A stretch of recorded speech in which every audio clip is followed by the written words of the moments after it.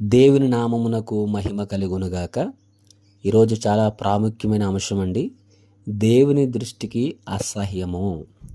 ఈ మాటలు వినే ముందు ప్రియులారా, ప్రతిరోజు కూడా ప్రతిదిన వాక్యంలో 5 నిమిషాల నుంచి 10 నిమిషాలు మాత్రమే ఈ మాటలు మాట్లాడటం జరుగుతుంది. ఒకసారి 3 నిమిషాలు, 4, 5, 6, 7, 8 నిమిషాలు అంటే 10 నిమిషాల లోపే వాక్యం ఉంటుంది. కనుక ప్రతి ఒక్కరు కూడా పూర్తిగా ఈ మాటలు వినాలని, అంతేకాదు ఓపెన్ చేసి 2 మాటలు వినేసి విడిచిపెట్టకుండా మరి వాక్యము సబ్స్క్రైబ్ చేయాలని ప్రేమతో మనవి చేస్తున్నాను. ఎందుకంటే సబ్స్క్రైబ్ చేసినప్పుడు మీరు యూట్యూబ్ ఓపెన్ చేసి ఆటోమేటిక్గా ఈ వాక్యం ప్రతిదినము వస్తుంది. ఎందుకంటే కొంతమందికి నా సమయాన్ని బట్టి షేర్ చేయగలుగుతున్నాను, ఒక సమయంలో నాకు సమయం సరిపోకపోతే అవి షేర్ చేయలేకపోతున్నాను. షేర్ చేయడం కన్నా మరి సబ్స్క్రైబ్ చేశారనుకోండి ఆటోమేటిక్గా మీకు యూట్యూబ్లో వస్తుంది ప్రియులారా.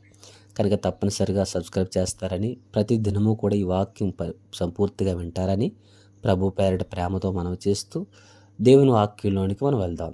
లూకా సువార్త 16వ అధ్యాయము 15వ వచనము చివరి లైన్ చదువుదాం.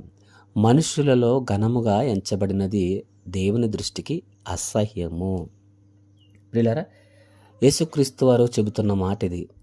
మనుషులలో, మానవునిలో ఏదైతే ఘనముగా ఎంచబడుతుందో అది దేవుని దృష్టికి అసహ్యము అని దేవుని వాక్యము సెలవిస్తుంది.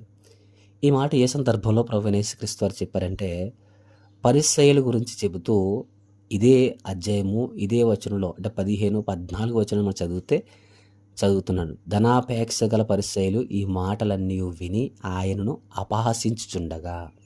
ఇక్కడ పరిసయ్యులు ఎలాంటి వారంటే, తర్వాత మనం చదివితే, మీరు మనుషులు ఎదుట నీతిమంతులను అనిపించుకునేవారు కానీ దేవుడు మీ హృదయములను ఎరుగును అని పరిసయ్యుల గురించి యేసుక్రీస్తు వారు చెబుతున్నారు. అంటే పరిసయ్యులు ఎలాంటి వారంటే, మనుషులు ఎదుట నీతిగా జీవించినట్టు వారు హృదయాలు మాత్రము దేవునికి అంగీకారమైనవి కావు అని ఇక్కడ వాక్యంలో రాయబడింది. మనుషులు ఎదుట మెప్పు కొరకు ఏదో మంచిగా జీవిస్తారు, కానీ దేవుని ఎదుట ఎలాంటిదంటే వారి హృదయము మంచిది కాదు.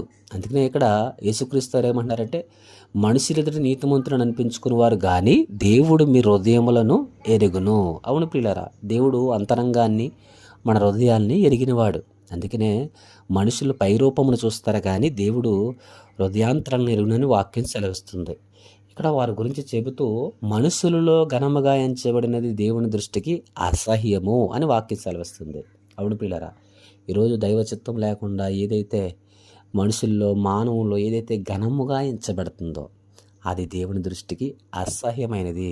ఈరోజు మనుషుల మెప్పు కొరకు, మనుషుల యొక్క అవసరతల కొరకు మనుషుల కొరకే నువ్వు ఘనంగా చేసే కార్యాలు ఏవి కూడా దేవుని దృష్టికి ఇష్టమైనవి కావు. కనుక దేవుని దృష్టికి ఇష్టమైన కార్యాలు, దేవుని దృష్టికి ఇష్టమైన పనులు, దేవుడు సంతోషించే విధంగా మన జీవితాలు మనం కట్టుకున్నప్పుడు ప్రియులారా, మన మరణము తర్వాత కూడా మనము దేవుని దగ్గరికి వెళ్తాము. ఆ మార్గం సరళం చేసుకున్న వాళ్ళు అవుతాం. కానీ లోకంలో మనుషుల ఘనంగా చేసుకుని అది ఏదైనా కానీ, ఏ కార్యమైనా కానీ ఘనమైనది దేవుని చిత్తం లేకుండా, దైవిష్టము కాకుండా మనుషుల్లో మనం ఎదుట ఘనంగా ఏదైతే చేస్తామో అది నీతిగా మంచిగా జీవిస్తున్నాను అనుకోవచ్చు, లేదా మనుషులు ఎదుట. రెండవది ఇంకేదైనా కావచ్చు, అది మనుషుల ఎదుట ఒక ఘనంగా ఉండొచ్చేమో కానీ అది దేవుని దృష్టికి అసహ్యమైనదని వాక్యం సెలవిస్తుంది పిల్లలు. ఆనాడు పరిసయ్యులు అదే విధంగా జీవించారు. మనుషులు మెప్పు కొరకు వారు నీతిగా జీవించేవారంట, కానీ వారు హృదయం ఏంటంటేదంట మంచిది కాదంట. కనుక మన ఆధ్యాత్మిక జీవితంలో దేవుని బిడ్డలుగా, దేవుని నమ్ముతున్న నీవు, ప్రత్యేకంగా దేవుని మీద విశ్వాసం ఉంచిన నీవు, దేవుని దృష్టికి అసహ్యమైనవి కాకుండా దేవుని దృష్టికి ఇష్టమైనవి, దేవుడు సంతోషించే పనులు మన జీవితాల్లో చేసుకుంటూ మనం ముందుకు సాగిపోవాలని తెలిసి కొద్ది మాటలు ముగిస్తున్నాను. ప్రార్థన. పరిశుద్ధుడైన తండ్రి, పరిశుద్ధ నామమునకు, ఘనమైన నామమునకు వందనాలు, స్తుతులు, స్తోత్రములు చెల్లించుకుంటున్నాం ప్రభువా. మనుషుల్లో ఘనముగా ఎంచబడినది దేవుని దృష్టికి అసహ్యమని వాక్యం సెలవిస్తుంది. అవును తండ్రి, నాయన, మానవులు ప్రభువా ఘనంగా గొప్పగా చేయాలని చాలా చేస్తూ ఉంటారు ప్రభువా, కానీ ప్రభు మీ దృష్టికి అసహ్యం తండ్రి. మీకు ఇష్టమైన కార్యాలు, మీరు సంతోషించే విధంగా, మీ నామాన్ని మహింపరిచే బిడ్డలుగా ప్రతి ఒక్కరము జీవించడం సహాయం దయచేయండి. ఎందరైతే ఈ మాటలు వింటున్నారో బలపరిచి ఆశ్రయించండి. వారి జీవితాలు గొప్ప మేలుతో నింపండి ప్రభు. పరిచయల వలె కాకుండా సుంకరి కొట్టున్నాడు ప్రభు. సుంకరి నైనా హృదయాలను రొమ్మును కొట్టుకుని నేను పాపినని ఒప్పుకుని తను తగ్గించుకుని ప్రార్థన చేసినప్పుడు సుంకరి ప్రార్థన మీరు ఆలకించారు. అవును తండ్రి, మా జీవితాల్లో కూడా సుంకరి వలె దాన్ని మేము తగ్గించుకుంటూ మీ ఎదుట అయినా మనుషుల దగ్గర కాకుండా మీ ఎదుట తగ్గించుకుని మీ ఇష్టలుగా జీవించిన సహాయం దయచేయండి. ఎందరైతే ప్రార్థన అవసరం అడుగులో ప్రార్థన అవసరం దయచేయండి. ప్రతి కుటుంబ చుట్టూ కాపులు దయచేయండి. ఎవరైతే అనారోగ్యాలతో బాధపడుతున్న స్వస్థపరచమని, మేలుతో నింపమని, సమస్త మహిమ ఘనత ప్రభావం మీకు ఆరోపిస్తూ యేసుక్రీస్తు వారి నామమున ఈ ప్రార్థన అడుగుచున్నాం తండ్రి. ఆమేన్.